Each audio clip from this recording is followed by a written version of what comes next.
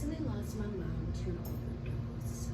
While the overdose was not intentional nor an act of suicide, it still managed to happen. Right now, there is an opioid crisis once again. It looks like in 2018, the number of deaths associated with overdose and opioids went down 4.6%, I believe. Don't quote me on that. However, here we are in 2020 and it's increased again. And researchers like to think it has a lot to do with the pandemic. In my opinion, I agree. I will say things that people do to cope in a healthy way, whether it be yoga, whether it be the gym, the library, whatever it is you do that makes you feel better, all of a sudden you can't do it anymore, right?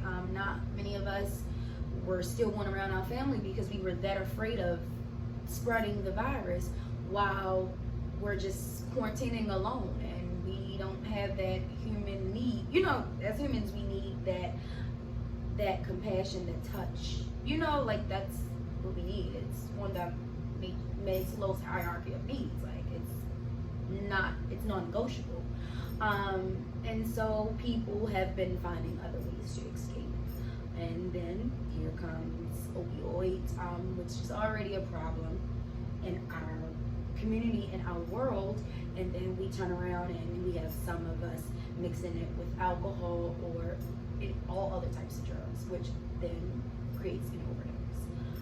Now, the thing about overdose is, because of all these stigmas that we have, whether it be substance abuse or mental illness, domestic relationships, the list, I can go on for days. The fact of the matter is, we don't know what anybody else is going through. We don't know what anybody else is feeling. We can't feel it and be there on their everyday journey. We don't know their traumas. We just don't know. So we, myself included, have to learn how to be less judgmental. I say that because nobody can judge anybody. Like I said before, we all walk in different paths. We have our lenses are all different. You know, our minds, our mentals are all different, which brings me to my next thing. Another one of the reasons why overdoses happen is because of depression. We know depression is a mental illness, and we know it's a huge stigma on that. I know nowadays we're bringing more awareness to it.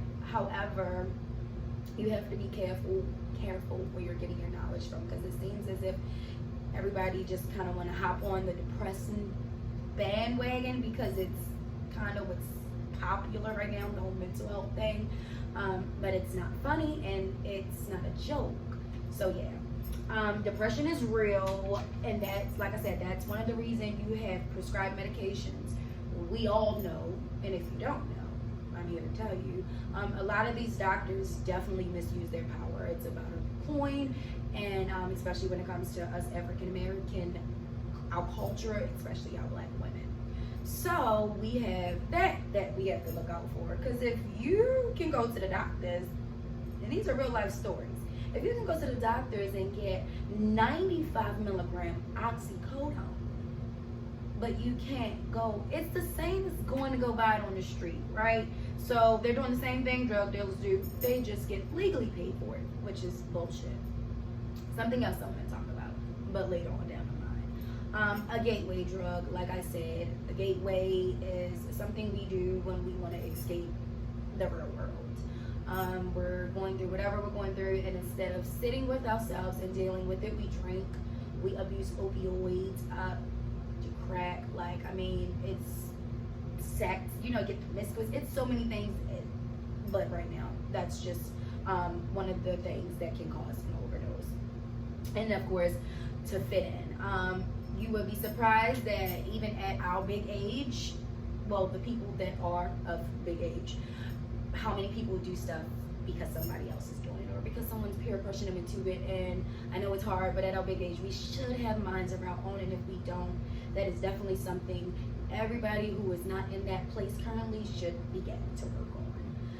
So, this is my first time doing this. I don't want it to be scripted. I don't want it to be fake, because it's nothing about it is. I want to talk about things that nobody's talking about.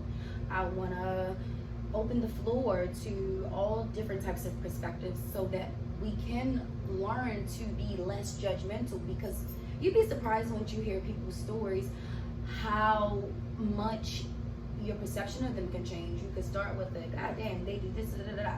He's just an alcoholic, da, da, da.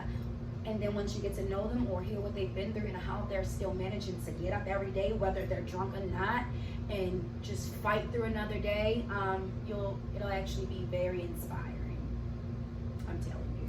So that's what I want to do. My name is Sadé Michelle, and I struggle with a mental illness. Not the romanticizing kind that I said everyone does these days. Not the, oh, I want to be down, so let me say it, or oh, I want to fake like I go to therapy, like I'm getting myself right. No, it's like the real every single day. Sometimes all day, every day. It's a battle. I'm battling myself and I'm battling my mental. And prior to beginning to do the work that I need to do for myself to be better, I never won. You know, it was a fight that you never win. And until you really start doing that internal work, that's kind of what's going to happen. So, ways to prevent overdose, of course. When you're taking certain medications, it clearly says on the bottle, don't mix with alcohol. I know once you do it one time and 2 times and maybe 5, you begin to think your body is immune to it. Y'all know what I mean. But you know I gotta enunciate things because so you think your body is immune to it, but it's not. I don't think anybody that ever passed away from an overdose said, oh, this is going to be the time my body stops working. I don't really think that's how that works. So that's one. I would also say it's so important these days for family and friends, people you care for, people you love. It's important to be involved. I get it. We're all grown. We have our own lives going on. We're struggling with our own demons, our kids, school, work. It's crazy. Adulting is very crazy. However, family is first. Family is everything. Love is everything. And when you master that, you get to be there for those. You know, you get to be present, and you'll know things like, you'll see if they're off. And even if you see it, instead of just seeing it and saying, damn, they doing that shit again, you'll try to actually really see what's going on. I mean, like, really be involved. I get it. You can't make a grown person do anything. No, you can't. But you can try. And if that's all you do, that's okay. But a lot of us don't even try. We count them off, and we shouldn't do that. So if you're involved, you'll see signs if they're acting a little, you know, off the pills and the alcohol, and that's when you step in. That's a prevention tip in itself.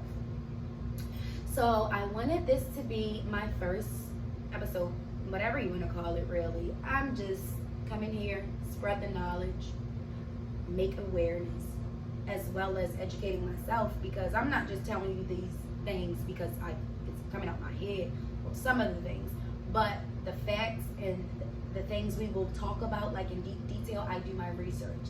I'm never going to steer you wrong, and I will never give out information that's misleading. I wouldn't want it done to me, so I'm not.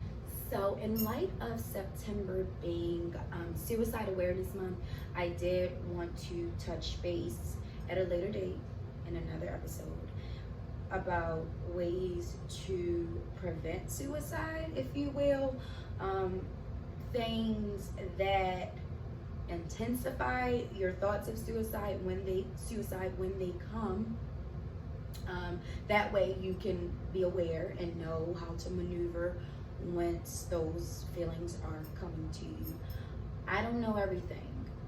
I know a lot, but I don't know everything, but I'm still learning. And I think that's going to be the great part about this, is I'm not someone here telling you all you have to be better, or you should be stronger, or you should have it together, because I don't know what you're going through. You know, I don't really know the ins and outs of your life or even your mental. I don't know. You could struggle every damn day, even just to take a shower. Somebody who struggled to do that and still can get up and go to work, to put so much more pressure on them will cause somebody to drink and mix it with their prescribed medications. I mean, we have to educate ourselves so that we can educate our kids and our friends and our family who isn't in the space to educate themselves right now. Because what they say, it takes a village. That shit is really true. Nobody can do nothing by themselves. Don't ever think that you can, because you can't. Scientifically, it's proven, I think. But really, I hope you all enjoy. I know I certainly enjoy when I'm researching. It's so exciting. I have so many different ideas. Even past the podcast, you know, things that will help our community, our people, our kids. One thing about me, if you do not know, I am an advocate for all kids. I love kids. Kids are very special. They are precious. And I think that they are truly a gift. They don't ask to be here. So I think they should be well taken care of. So yes, that's me. I'm Sadé Michelle. And these will be some of my stories. It will be some of my friends' stories. It will be some stranger story maybe, but not in my house. I just want to open the floor and talk about it.